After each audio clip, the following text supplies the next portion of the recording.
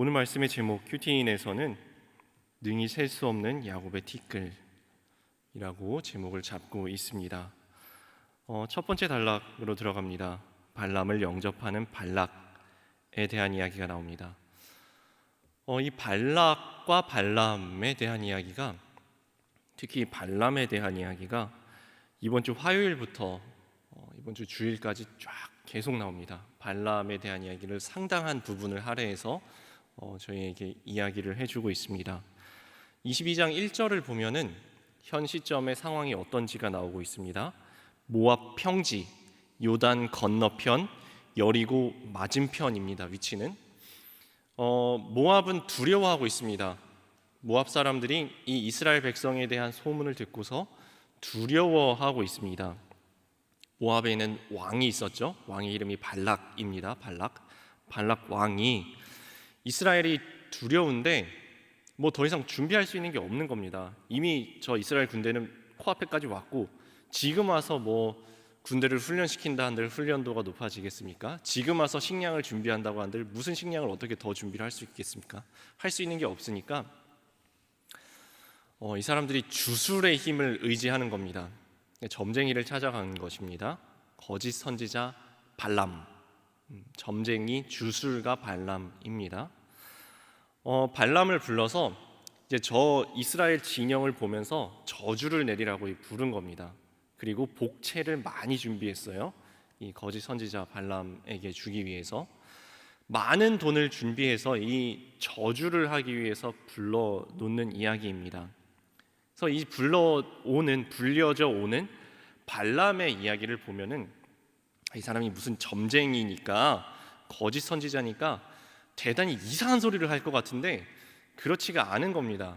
발람에 대한 이야기를 제가 처음 접한 거는 제가 주일학교 때였던 것 같아요. 어렸을 때입니다. 되게 어렸을 때부터 발람의 이야기를 성경으로 봤습니다. 보고서 저는 어렸을 때 이렇게 생각한 것 같아요. 잠깐만, 이 발람이 하는 얘기를 가만히 살펴보면 딱히 틀린 얘기가 없어 보이는 거예요. 어린 마음에. 이 도대체 뭐가 잘못됐다는 거지? 발람이 딱히 틀려 보이지가 않는데, 다시 봐도 그렇습니다. 민수기 만을 보면은 발람이 뭘 잘못했는지 그 나귀 부분을 쏙 빼놓고 보면은 크게 뭘 잘못했는지 티가 잘 안 나요. 사무엘상에 보면은 이런 말씀이 나옵니다. 내가 보는 것은 사람과 같지 아니하니, 내가 보는 것은 사람과 같지 아니하니 사람은 외모를 보거니와 나 여호와는 중심을 보느니라. 사람 보기에는 대단히 괜찮아 보이고 경건해 보이고, 심지어 여기 보면은 발람이 하나님의 음성도 듣습니다. 은사를 받은 거예요. 하나님의 음성을 듣는 사람이었단 말이에요. 이 완전 거짓말만 하는 사람이 아니라 분명히 하나님의 음성을 깨달아 알 수 있는, 하나님 뜻을 아는 은사를 받은 사람이었거든요. 근데 그렇게 큰 은사를 받고도 타락한 사람, 거짓 선지자, 말은 얼마나 언변이 능수능란한지, 잘못하면은 우리도 속을 수 있을 만큼 대단히 경건하게 말도 잘하고 있습니다. 하나님의 음성도 듣는 데다가 언변도 뛰어나니 사람들이 얼마나 잘 속았겠습니까? 그러니까 왕도 그렇게 많은 복채를 가지고 이 발람에게 가서 이렇게 거짓 선지자에게 제발 좀 해달라고, 좀 해주세요, 좀 해줘, 이렇게 빌면서 이야기를 하겠습니까? 이 대단한 사람입니다. 그런데 하나님께서는 속지 않으십니다. 이 사람이 아무리 대단한 재능과 달란트와 은사를 받을지라도, 그래서 수많은 사람들을 속이고 있을지라도, 엄청난 명성을 얻었을지라도, 구름대와 같은 많은 사람들이 이 발람을 찾아와서 쫓아다녔을지라도, 하나님은 정확하게 중심을 꿰뚫어 보시고 중심이 하나님을 향하고 있는지 아닌지를 정확하게 판별해내시고 속지 않으셨다는 말씀입니다. 자, 어쨌든 이 모압 왕 발락이 거짓 선지자 발람을 찾아왔습니다. 찾아와서 이 저주하는 행사를, 저 이스라엘을 저주해 달라는 행사를 얼마나 중요하게 생각하는지가 나타납니다. 36절에 보면은 이렇게 말씀합니다. 발락은, 모압 왕 발락입니다. 거짓 선지자 발람이 온다 함을 듣고 모압 변경의 끝 아르논가에 있는 성읍까지 가서 그를 영접하고, 왕이 국경까지 간 거예요.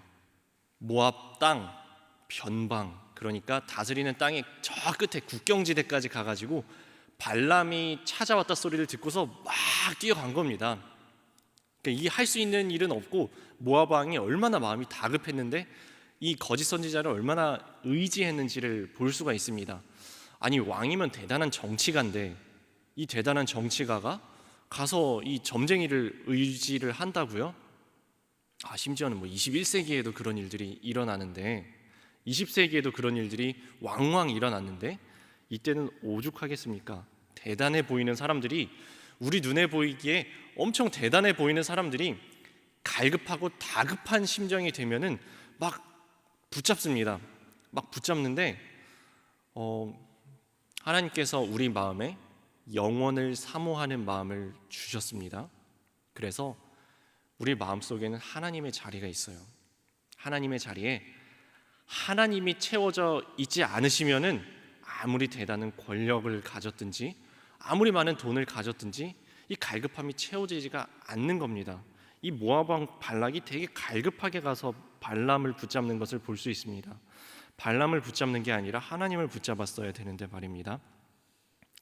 국경지대까지 가가지고 변방 끄트머리까지 가가지고 이 발람, 거짓 선지자, 점쟁이, 주술가 발람을 붙잡고서 함께 축혀 세워줍니다. 엄청 칭찬을 합니다.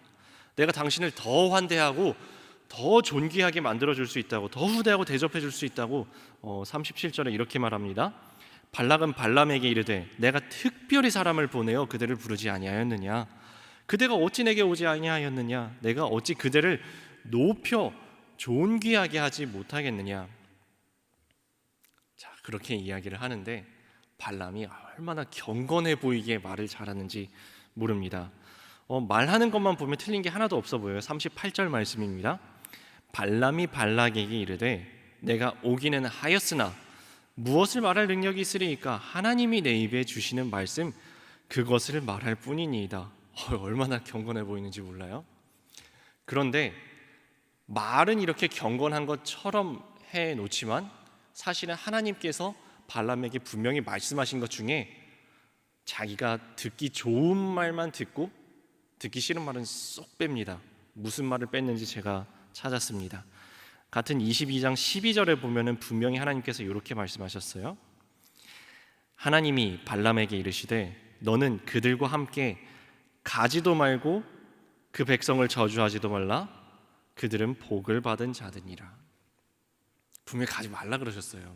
하나님의 뜻은 쟤네들이 모압 왕 발락이 보낸 사람들이 와서 부르는 게 하나님의 사랑받는 백성 이스라엘을 저주하라고 부른 거야. 가지 마. 걔네 가면은 저주하라고 시킬 거야. 가지 마.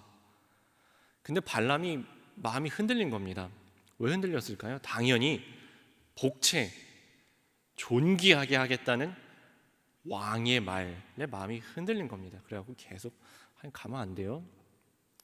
가고 싶은데 가면 안 돼요? 가고 싶은데 가면 안 돼요? 이 분명히 가면은 저주하는 자리란 말이에요. 가서 하나님의 사랑받는 백성들을 저주하는 자리인데 이 마음이 흔들리니까 자꾸 듣고 싶은 말만 듣고 하나님이 말씀하시는 거를 듣는 대단한 은사를 받았으면서도 듣고 싶은 말만 듣고 듣기 싫은 말은 쏙 빼놓는 겁니다. 이 발락이 약속하는 달콤한 보상에 눈이 멀었던 이 이야기에 대해서 저 뒤에 신약성경 베드로후서 2장 15절 16절은 이와 같이 평가합니다. 제가 읽어드리겠습니다. 그들이 바른 길을 떠나 미혹되어 브올의 아들 발람의 길을 따르는도다. 그는 불의의 삭을 사랑하다가 자기의 불법으로 말미암아 책망을 받되 말하지 못하는 나귀가 사람의 소리로 말하여 이 선지자의 미친 행동을 저지하였느니라. 되게 무섭게 평가하고 있습니다. 불의의 삭을 사랑하다가 자기 불법으로 말미암아 책망을 받대. 어제 말씀에 나귀가 이렇게 책망하는 이야기, 그것을 여기서는 이 선지자의 미친 행동을 저지하였느니라 라고 평가하고 있습니다. 이 모압 왕 발락이 발람을 불러놓고 먹이기도 얼마나 좋은 진수성찬을 먹였는지 모릅니다. 39, 40절에 보면은 발람이 발락과 동행하여 기럇 후솥에 이르러서는 발락이 소와 양을 잡아 발람과 그와 함께한 고관들을 대접하였더라. 이 소고기, 양고기 요새도 먹기 힘들지 않습니까? 요새처럼 발전한 시절에 이렇게 잘 사는 나라에서 소고기, 양고기 저는 잘 못 먹어요. 소를 잡았습니다. 양도 잡았습니다. 진수성찬을 차려서 대접을 합니다. 이 달콤한 대접, 저희들도 너무 달콤한 것이 찾아올 때 주의해야 합니다. 너무 달콤한 것이 우리를 찾아올 때 주의해야 합니다. 너무 맛있는 식사를 대접받을 때, 너무 예쁜 여자, 너무 잘난 남자가 찾아올 때, 내가 하는 일에 비해서 너무 많은 돈을 약속해 줄 때, 내가 한 거에 비해서 저 사람이 너무 과하게 나를 칭찬하고 띄워줄 때 다 주의해야 합니다. 너무 달콤한 것이 왔을 때 우리는 주의해야 한다는 것입니다. 이 달콤한 유혹에 잘못 홀랑 빠지면 발람의 길에 들어설 수가 있다는 말씀입니다. 다시 한번 우리가 기억해야 할 것은 발람이 하나님의 음성을 들었다는 겁니다. 은사를 받은 사람이에요. 하나님의 뜻을 깨달아 알려면 얼마든지 깨달아 알고 하나님의 길을 걸어가려면 걸어갈 수 있는 사람이었다니까요. 이 사람이 유혹에 빠져서 이 달콤한 유혹에 빠진 이 모습, 저희는 주의해야 한다는 말씀입니다. 큐티인 적용 질문 이렇게 이야기합니다. 발락과 동행하면서 그의 유혹에 맞서 싸우기보다 애초에 발락에게 가지 않기 위해 내가 해야 할 적용은 무엇입니까? 오늘 말씀 앞에 또 저는 100% 죄인된 제가 말씀 앞에 무릎 꿇는 시간을 가져보았습니다. 지난 주일 중고등부 말씀에서도 민수기를 계속 다루고 있어요. 그리고 제가 고심하고 고심해서 조금 어려운 찬양을 주제 찬양으로 골랐습니다. 주제 찬양을 한번 선곡을 하면은 저는 계속 그걸 반복해서 듣습니다. 이런 찬양의 가사예요. 예수는 내 힘이요 나의 기쁨 나의 참 소망 그 이름의 생명이 내 삶의 이유라. 내가 사나 죽으나 그 이름을 위하여 내 모든 것을 드리니 나를 받으소서. 오직 주만 따라갑니다. 오직 주만 높임 받으소서. 내 평생에 그 이름을, 그의 선하심을 세상에 노래합니다. 그 이름의 크신 능력, 영원한 생명이 내 삶의 이유라. 내가 오직 주님만 바라보며 살아가겠습니다. 내가 사나 죽으나 그 이름을 위하여 내 모든 것 드리겠습니다 라는 이 찬양의 가사를 제가 이 찬양을 예배 시간에 부르고 나서도 주일 저녁에도 월요일에도 화요일에도 수요일에도 이 찬양의 가사가 마음에 계속 남는 거예요. 그리고 내가 이렇게 찬양은 하는데, 마음이 뜨겁게 이렇게 주님 앞에 찬양하는데 내가 진짜 이렇게 살아가고 있나? 사람의 칭찬에 연연하고 사람의 비판에 연연하며 살아가는 것은 아닌가 회개하는 시간을 가져보았습니다. 오늘 말씀에 보면은, 어제 말씀에 보면은 이 발람 앞에 칭찬도 있었고 비판도 있었습니다. 놀랍게도 칭찬은 왕이 했습니다. 저 높은 사람, 권력을 가진 사람, 나보다 높은 사람이 칭찬하고 있습니다. 얼마나 달콤했을까요? 비판은 누가 했나요? 나귀가 비판했어요. 저 보잘것없는 나귀가 비판하는데 이 나귀의 소리는 무시하고 저 왕의 칭찬은 마음이 빼앗깁니다. 내가 무엇에 마음이 빼앗기고 있고 누구의 목소리는 진짜 들어야 하는 목소리인데 외면하고 있는 것은 아닌가? 저는 회개하는 시간을 가져보았습니다. 오직 주님만 바라보고 살아야 하는데 여러분은 어떠십니까? 진짜 들어야 하는 주님의 음성에 귀 기울이고 계십니까? 혹시 하나님께서 옆에 나귀를 보내서 말씀하시는데 에이 쟤는 뭐 저 서로는 들을 필요도 없어 무시하고 있지는 않으십니까? 혹시 저분은 대단한 분이 저한테 이렇게까지 이야기를 해주시나? 달콤한 이야기에 홀랑 마음이 빼앗겨 버리지는 않으십니까? 두 번째 단락으로 넘어갑니다. 예언을 위한 준비 단계가 나옵니다. 이제 아침이 밝았습니다. 모압 왕 발락이 거짓 선지자 발람을 데리고 인도하여서 어떤 장소로 데려가냐 하면요, 바알의 신당에 들어갑니다. 바알 산당에 들어갑니다. 41절 말씀입니다. 아침에 발락이 발람과 함께하고 그를 인도하여 바알의 산당에 오르매. 참 이 지극정성입니다. 지극정성입니다. 제가 얼마 전에 그 진관사라는 대단히 경치가 좋은 곳에 세워져 있는 산에 올라갔다가 절을 지나가 봤습니다. 절에 가니까 절에도 새벽 기도를 하더라고요. 요새 수능철이잖아요. 그 수험생을 위한 특별 기도회를 절에도 하더라고요. 가보니까 얼마나 소원을 비는 마음으로 동전도 던져놓고 탑도 쌓아놓고 조그마한 돌멩이를 쌓아가지고 막 탑도 쌓아놓고 뭐 기도도 하고 있고 하는데, 야, 참 지극정성이다 라는 생각이 들었습니다. 지극정성이다. 아침이에요. 오늘 말씀 내용입니다. 아침입니다. 아침부터 산에 올라갔습니다. 바알 산당에 올라가서 대단한 준비들을 하면서 7개의 제단을 쌓고 소를 잡고 양 잡는 이야기가 나옵니다. 번제물을 준비하고 같이 제사를 준비합니다. 지극정성입니다. 그리고 또 이런 행동을 합니다. 3절을 보니까 발락 보고 여기 남아있으라 그래요. 모압 왕 당신이 여기 남아있으세요. 그리고 거짓 선지자 발람은 또 언덕길을 올라갑니다. 언덕길로 갑니다. 4절 보니까 하나님이 이 거짓 선지자 발람에게 나타나셔서 말씀하십니다. 거짓 선지자잖아요. 네, 그런데 말씀하십니다. 하나님이 거짓 선지자는 통해서 역사를 안 하실까요? 역사를 하십니다. 하나님이 만드신 사람들이에요. 우리 보면은 사람들 중 보면은 하나님 저 사람은 왜 만드신 거예요? 도대체 쟤는 그냥 좀 빨리 좀 데려가시지. 저 태어나가지고 저 괜히 태어나게 만드신 거 아닙니까? 괜히 저거 태어나가지고 저 온갖 악만 저지르면서 온갖 사람들 괴롭히면서 온갖 나쁜 짓 다 하고 있는 저 사람은 하나님이 저 왜 만들어 놓으신 거예요? 도대체 좀 잡아가시지. 하나님이 그 사람 통해서도 일하십니다. 하나님께서 지으신 사람입니다. 역사의 주관자가 하나님입니다.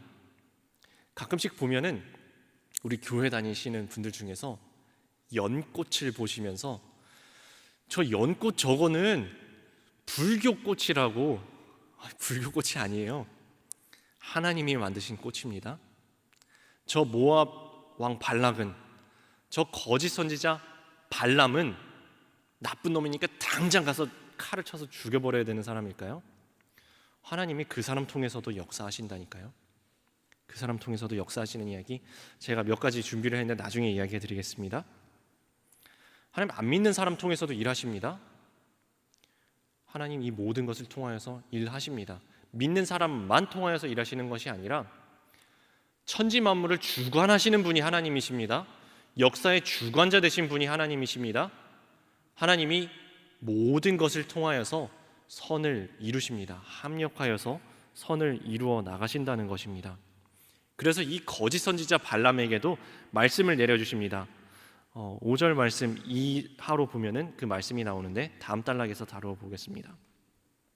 근데 이 사람들이 참 지극정성이었습니다. 새벽부터 산에 올라가서 제단을 쌓고 숫송아지를 잡고 순양을 잡고 지극정성으로 제사를 드리는데 이 사람들의 눈으로 보기에는 얼마나 이게 정성 어린 모습입니까? 그런데 하나님이 이 모습에, 겉모습에 속으셨을까요? 이 중심은 분명히 복체에 미혹되어서 저 하나님의 백성들을 저주하는 자리에 나온 거란 말이에요. 이 제단은 왜 준비했습니까? 제사 드리고 저주하려고 준비한 제단이란 말입니다. 하나님이 속으셨을까요? 여러분 어떻게 생각하십니까? 큐티인 적용 질문 이렇게 말씀합니다. 나는 경건의 모양은 있으나 경건의 능력은 부인하고 오히려 경건한 자를 대적하는 종교 생활을 하고 있지는 않습니까? 하나님께서는 속지 않으십니다. 마지막 단락입니다. 발람의 첫 번째 예언입니다. 8, 9, 10절인데요. 조금 길지만 함께 다시 한번 보기 원합니다. 하나님이 저주하지 않으신 자를 내가 어찌 저주하며 여호와께서 꾸짖지 않으신 자를 내가 어찌 꾸짖으랴. 내가 바위 위에서 그들을 보며 작은 산에서 그들을 바라보니 이 백성은 홀로 살 것이라. 그를 여러 민족 중에 하나로 여기지 않으리로다. 야곱의 티끌을 누가 능히 세며 이스라엘 4분의 1을 누가 능히 셀고 나는 의인의 죽음을 죽기 원하며 나의 종말이 그와 같기를 바라노라 하매. 발람이 입을 열었는데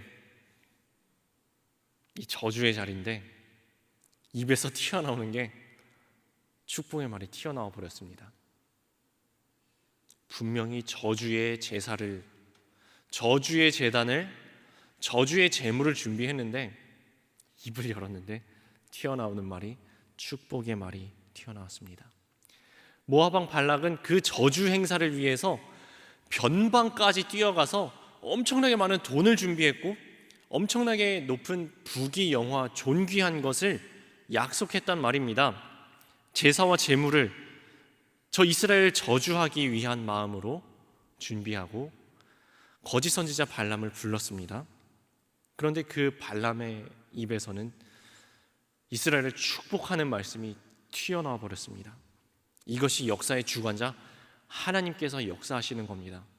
저 대단한 권력자가 세상을 다스리는 것 같지만 아니라는 겁니다. 하나님께서 역사를 주관하신다라는 말씀입니다.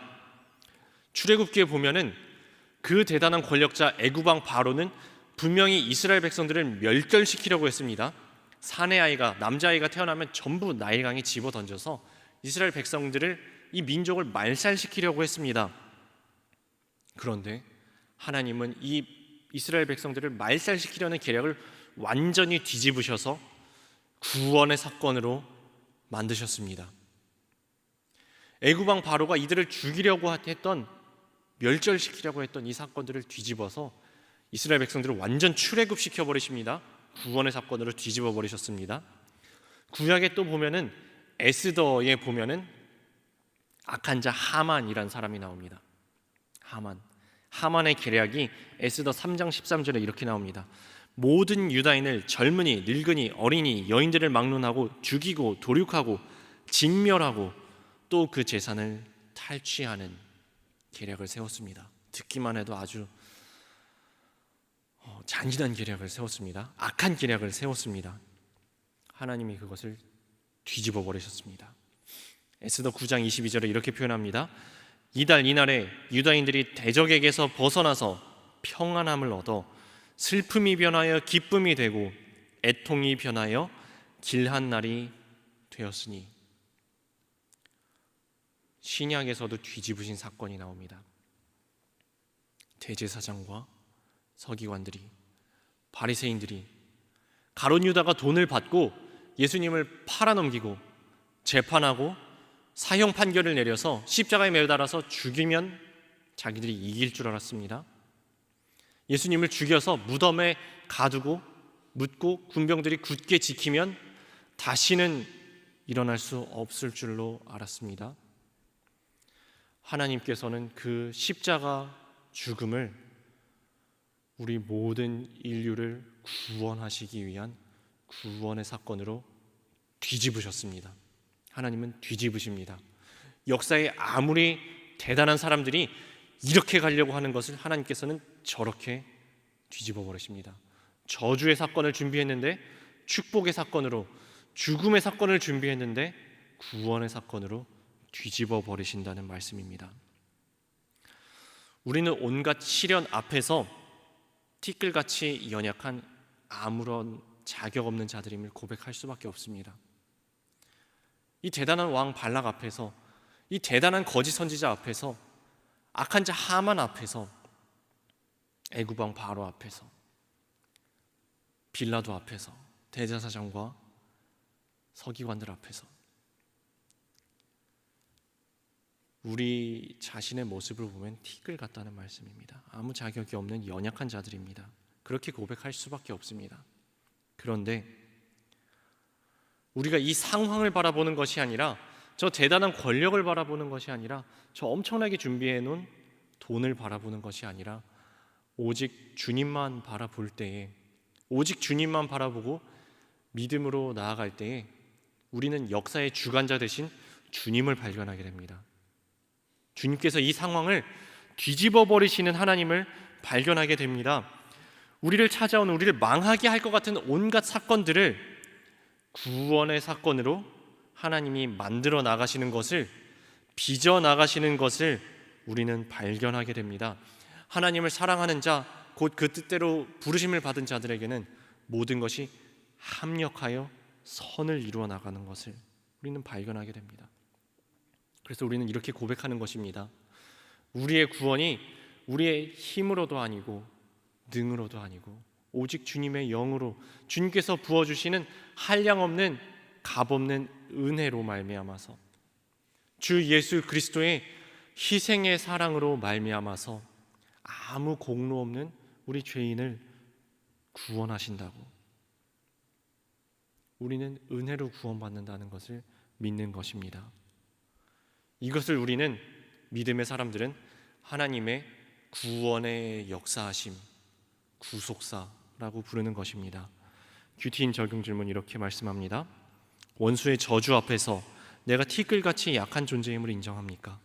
돈도 힘도 없는 나를 하나님이 어떻게 지켜주시고 티끌처럼 많게 축복하셨습니까? 화요일부터 계속된 발람의 이야기는, 또 주일까지 계속된 이 발람의 이야기는 분명 저주의 사건이었습니다.